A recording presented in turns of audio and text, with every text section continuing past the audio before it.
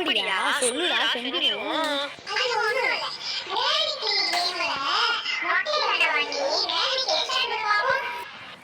அவ்வளவுதானே, செஞ்சிருவோம்.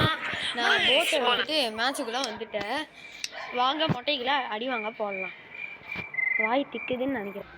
வெப்பன் கீயை எடுத்தாச்சு. இதை எடுத்தாச்சு. அதாவது ஸ்லிங் ஷாட். கல்ல பொறுக்க போய்கிட்டு இருக்கோம்.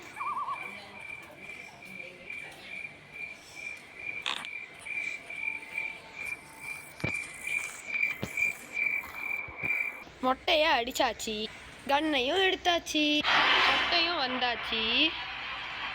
அதுக்கு ஹெட்ஷாட்டும் விட்டாச்சு. எப்படிடா?